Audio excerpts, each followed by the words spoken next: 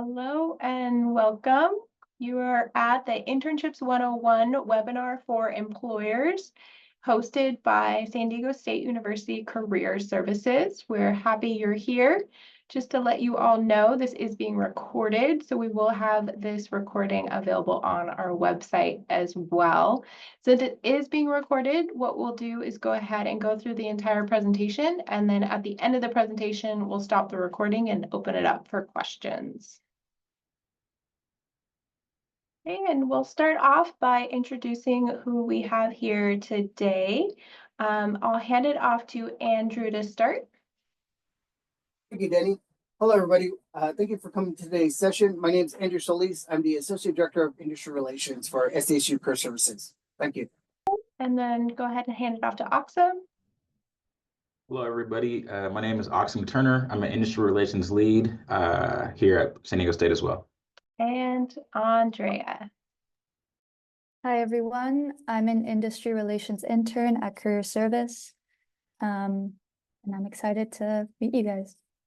And my name is Danny Schwartz. I'm also an Industry Relations Lead here at Career Services. So what I'm here is talking to you, employers, about our students, how to recruit our students, and I also help with a lot of career fairs.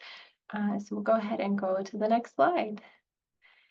So for the few organizations that are here, please feel free to share in the chat the name of your organizations, and we would love to hear what type of positions that you're looking to fill. So you can go ahead and type that in the chat. Okay, great to hear. So education, teaching assistants, and teachers. Excellent. So to kind of frame all of the activities and programs that we put together here at Career Services, just wanted to display, this is our mission statement. It's to empower students, our community, and industry leaders to pioneer new career pathways for today's workforce demands and tomorrow's possibilities. So just to reiterate, this is really what helps guide a lot of the decisions and frameworks and programs that we decide to try to put together for students and you guys all included. So today's agenda, we're going to go over an overview of what our student body looks like, key principles of student interests, benefits of an internship program, the checklist for creating the internship program, so the things that you'll need to do to help kind of form your own intern compensation guidelines, recruitment services, and then of course a Q&A at the end if you should have any still. And so here's an overview of our student body. So we've close to 40,000 students. 38% of those are underrepresented minorities. We are a first-gen forward advisory institution as well as a Hispanic serving institution. We have 9 cultural centers. There's 300 plus student-run organizations. So just to show how big and how vast this school is of type of students that go here. And then just kind of a breakdown of what are the majors that are focused on. Obviously, business is a big one. Professional studies and the sciences are also very large. And just to see the breakdown, we have about 37%, 38% enrollment of Hispanic and Latino students. And so, yeah, this is just to really show just how diverse our student body is. Now we're going to delve into some key principles of student interests. So some key student goals. First off, to earn money. College is expensive. A lot of us are paying student loans. We're keeping up with the cost of living. We also want to build work experience. We want to gain these transferable skills to whichever organization we work with. And then third is to be students first. Our top priority is our academic success. So we do seek organizations that recognize that. And then a little bit about Gen Z. A lot of our graduating classes are Gen Zers. Some strengths in the workplace include value-centric, we're technologically advanced, and we're the most diverse generation to date. And then some expectations that we have in the workplace, financial security being one of the top priorities. We value flexible working conditions. We're interested in hybrid work. We also value diversity in the workplace in all aspects. So this includes ethnicity, gender identity, and disabilities. And we also want purpose-driven work. So we found that students do not hesitate to turn down work that does not align with their values. And then some employment patterns for Gen Z. They're more likely to have multiple jobs. They are less financially secure, with 45% saying that they have concerns about job stability. Engagement at work is seen to be slightly lower than previous generations, but you can mitigate this by providing meaningful relationships within the workplace with managers, coworkers, higher ups. And then a little glimpse into the future. So Gen Alpha are those born in 2010 and 2024, and they're the first generation to grow up in a world that's fully technological. Some demographics, they are very diverse and educated. More than half of children born in 2011 were of minority background. So we're going to see more inclusive leadership because of a diverse talent pool. And then 72% of students globally use some kind of digital device in the classroom. So they're going to be even more digitally fluent than previous generations. And then some future employment trends for Gen Alpha. It's expected that they're more likely to be part of organizations that prioritize employee well-being. 75% of 8 to 10-year-olds are already aware of mental health. And then due to the normalization of parents' remote work and their upbringing, we can assume that alphas won't separate work and life like we do. We can assume that they're going to prioritize flexibility more. 2 and 3 alphas could hold jobs that don't yet exist due to the rapid advancement of technology, and STEM career opportunities could grow by 10% over the next decade.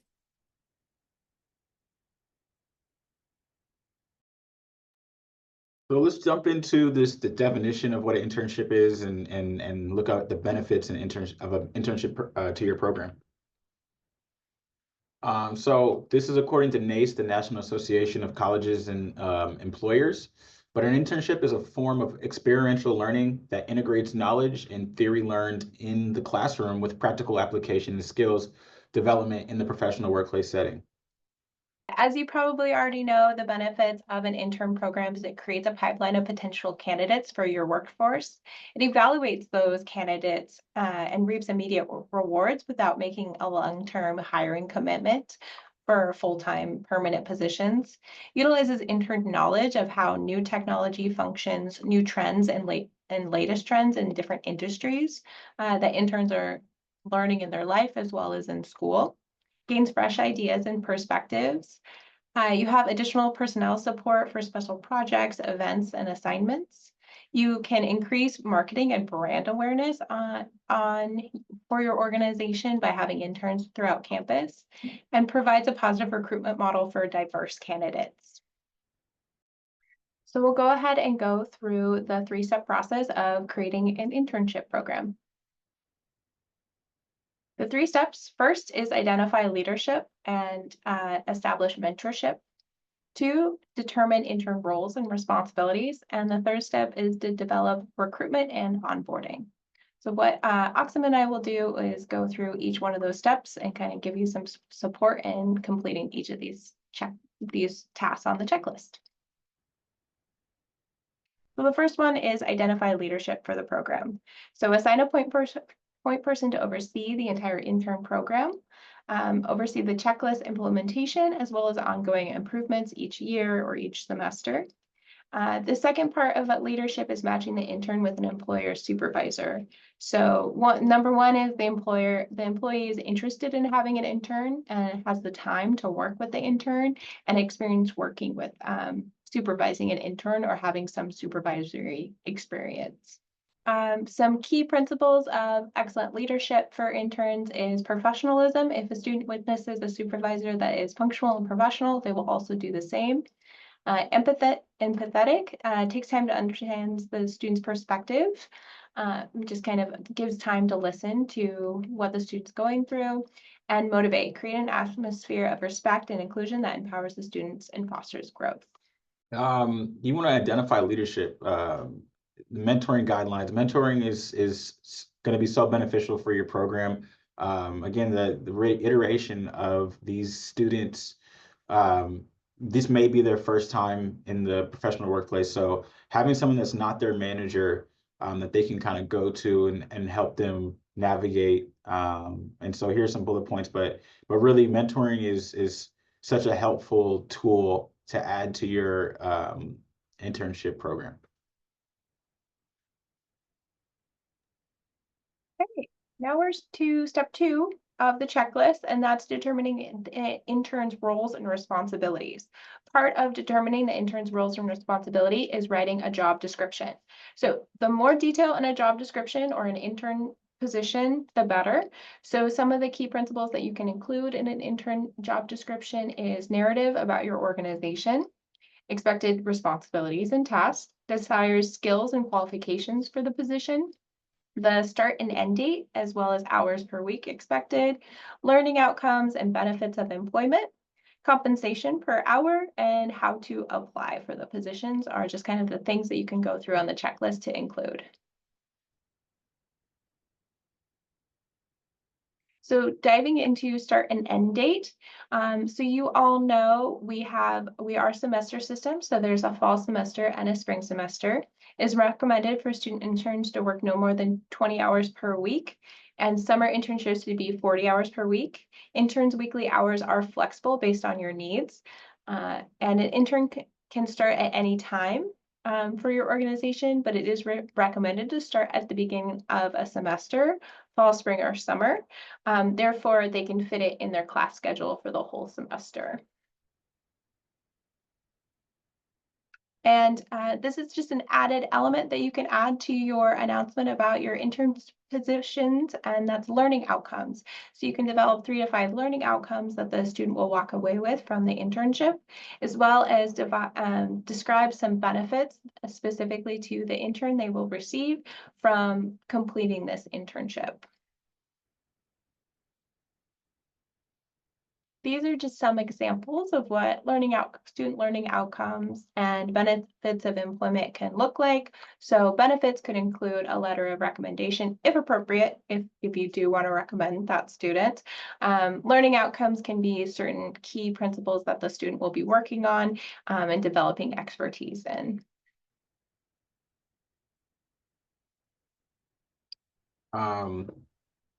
Being very clear about identifying intern roles can be very important leading up to the internship. You don't want to wait until they get there and then you have to scrap together some projects. Make sure these are actual like project work that can help the business some way, form. It really adds value to the interns' time there. This is not simply a person that can go, run and get coffee for you. Maybe one of the many tasks, hopefully, but not the only task in making copies. So, for example, interns are capable of market research and analysis. You can assign interns to conduct comprehensive market research on specific industries or products to help you guys make a business decision moving forward of where to invest manpower or woman power or resources.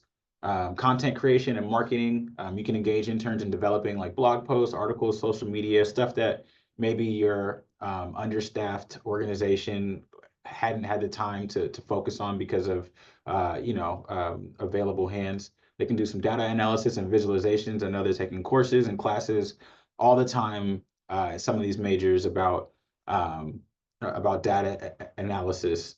For software development and automation, you can provide interns with software development projects, whether it's a specific feature of an application or internal tool. Encourage them to contribute to open source projects or develop scripts really for workflow automation.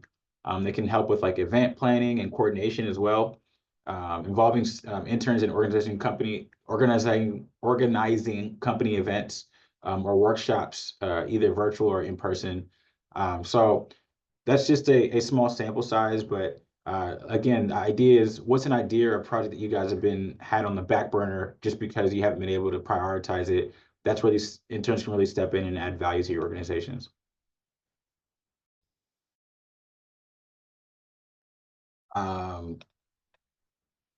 You want to create an evaluation process. You have to keep in mind these are maybe an intern's first time working in a professional space. So how they are day one, hopefully they're much better after day 120 or month two.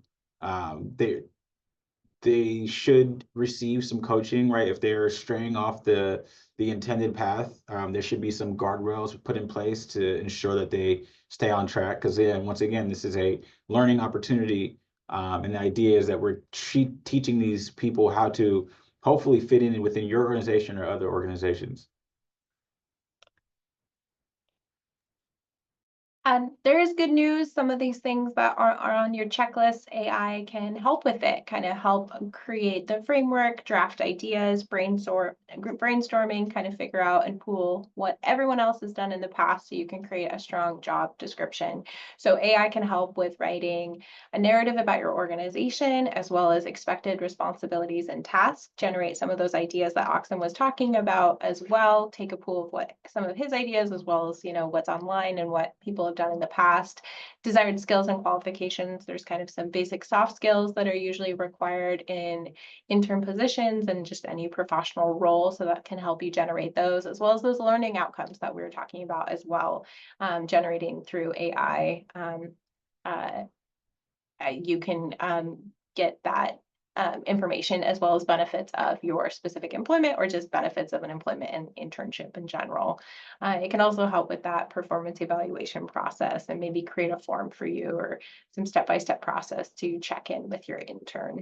Developing recruitment and onboarding. So when you bring your potential interns on campus or if it's virtual, being really thoughtful about the onboarding process. Some companies have half a day, some companies have a whole week of onboarding. Just be really mindful they're only going to be on campus for likely to 10 to 12 weeks on campus, on your work sites, or working with you for 10 to 12 weeks if it's in the summer.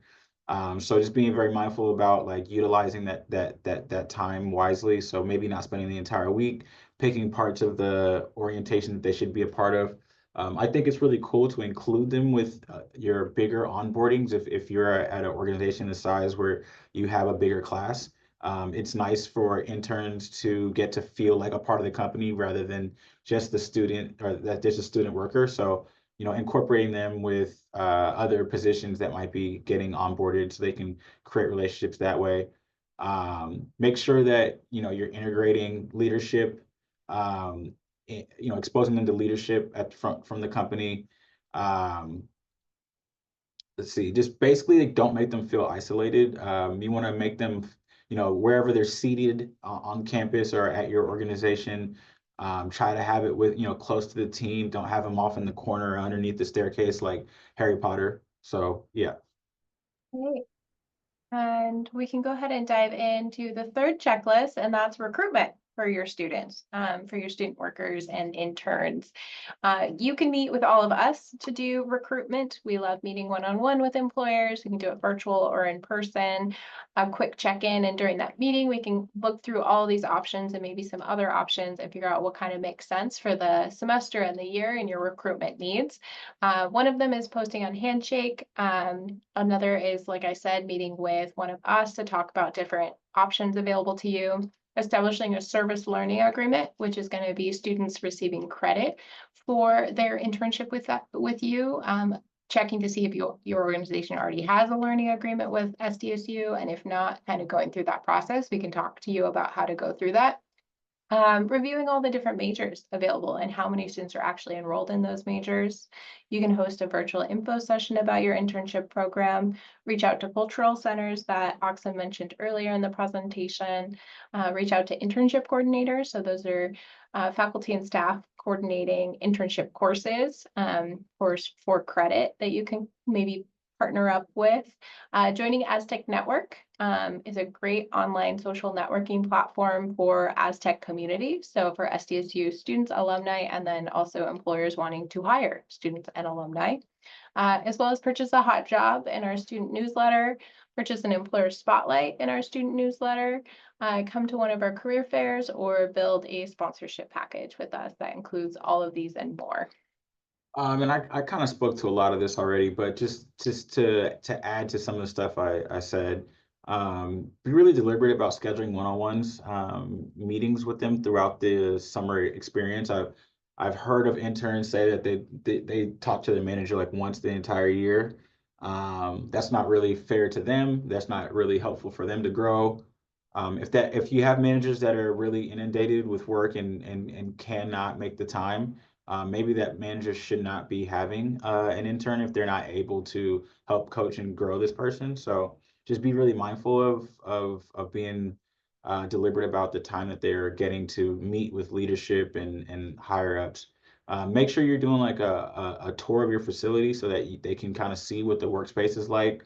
A lot of them are only learning in classrooms what working is like, so they haven't really had that real on the ground experience. And if it's a virtual internship opportunity, be deliberate about having them set up meetings with other members of the organization, so that they can feel like they're a part of a team rather than, again, just being isolated for 10 to 12 weeks.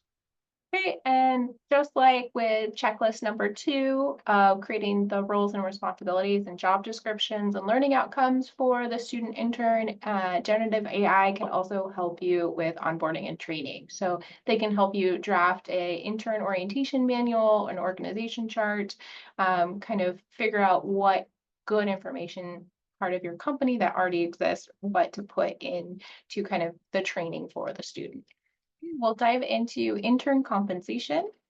So first and foremost, we do recommend paying a hourly minimum wage for student interns. The reason for this is 4 reasons mainly. One, it attracts top talent for your organization. So you're going to get highly skilled interns if you're paying an hourly wage. It improves your pool of intern candidates. You're going to get a higher commitment from that intern, as well as more positive morale about the intern working for your organization, and quality of work from that intern because they are getting paid. It's also going to increase the diversity of your interns, so strong recruitment model for diverse candidates invested in your organization. So you're not just going to be able to recruit students that are able to volunteer and work for your organization for free, but you're also going to be able to have a wide range of students working for your organization. And branding. That's the best way to show that your organization is strong and caring and understand the student needs is to maintain a positive reputation on campus is to pay an hourly wage for your volunteer positions and turn them into real work positions.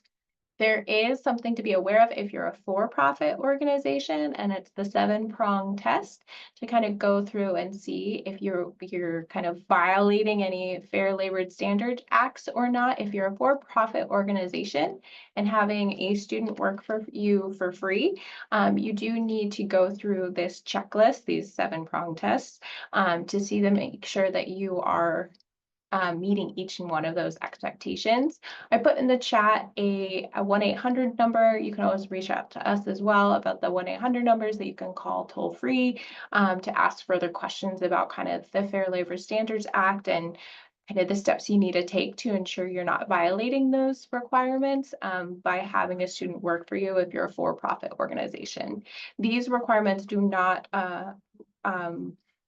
are exempt for nonprofits as well as government agencies. And once again, there are 1-800 numbers to call if you have further questions about that. Okay, and then we're going to get a little bit more specific about some of our recruitment services available so that you can dive into that 3rd step on the checklist of recruiting students. Earlier spoke about the Aztec Network is a platform. It's free to join. But if you can see from the screenshot, there's actually a place where you can post jobs on there for free. You also can make posts. It's essentially like LinkedIn and Facebook had like a hybrid of the two combined. And so what's really cool is it's a complete database of Aztec alumni, students. We run a mentor program within the network. So again, it's a free place. It's a more specific, targeted if you're trying to connect with the Aztec community versus LinkedIn is just an abyss of multitude of profiles. This is really centered around San Diego State. So if that's the target search you're looking for. So I do highly recommend the Aztec Network. It's just a great free platform to utilize. Go ahead, Doc. Yeah, and then the 30-minute consultations. If you would like help kind of delving in more and figuring out your strategy, that's something that we can schedule with you as well. And one of our members who are aligned with your industry focus, we'll be connected with you and happy to work with you. And then Handshake is our #1 platform for where students find their jobs here on campus. So we definitely recommend you all uploading, if you don't have one, creating a Handshake account and being thoughtful about posting jobs and internship opportunities there so that students can find the opportunities and apply to them. Okay. So that concludes our presentation. I'll go ahead and hand it off to Andrew, our Associate Director, to end the webinar. Good. Thank you so much, Danny, and thank you for being a part of these webinars. Keep a lookout, because besides these webinars that we're all recording and they will be on our YouTube channel, over the summer, we're gonna be developing brand new webinars for you to take part of. So please keep an eye of it. Definitely check in with us if you want to be part of our newsletter. That's where we have some of the latest, greatest information coming from Career Services. We have a whole slew of different career fairs that we're going to be coming up, and we still have a few this semester that you can take a part of if your industry wants to hire interns. My information is there. I'm always welcome for emails, or if you want to set up a consultation with me to chat with me, I'm always available. Of course, Oxum, thank you so much for being a part of that and the presentation, and of course, Danny. And of course, always feel free to contact us if you have questions about anything that we said today or any of our other services that we provide you employers. Thank you so much, and I look forward to seeing you at the next webinar we have. Thank you.